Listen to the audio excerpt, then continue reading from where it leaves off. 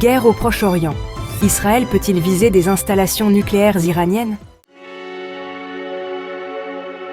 La tension est montée d'un cran entre l'Iran et Israël depuis l'offensive israélienne au sud du Liban. L'armée israélienne a émis un nouvel ordre d'évacuation à destination des Libanais mercredi. Depuis l'attaque lancée le 1er octobre par l'Iran contre Israël, Benyamin Netanyahou a promis d'en faire payer le prix à l'Iran. L'État d'Israël peut-il riposter seul une semaine après avoir subi l'attaque iranienne aux missiles balistiques? Et surtout, est-il capable de frapper, sans l'aide américaine, les installations nucléaires de la République islamique?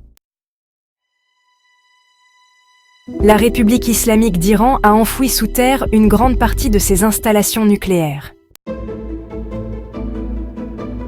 Et pour les détruire, il faut des bombes perforantes. La plus performante est américaine. Elle pèse 13 tonnes et peut exploser à 60 mètres de profondeur. Pour le moment, les États-Unis n'en ont jamais livré à Israël, mais l'État hébreu en a d'autres, plus petites. Israël a la capacité de frapper, et pas seulement avec les moyens des Américains, selon Kobi Mikael, chercheur à l'Institut national de la sécurité de l'Université de Tel Aviv. Israël se prépare depuis 20 ans.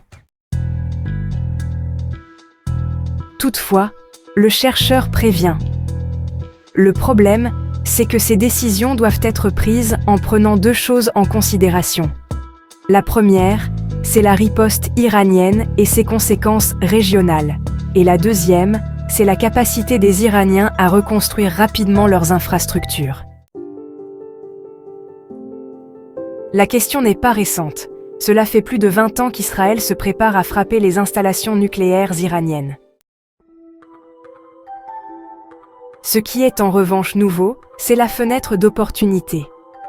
Israël a l'appui des États-Unis pour riposter, et pourrait donc saisir l'occasion pour frapper fort et ralentir le développement du programme nucléaire iranien.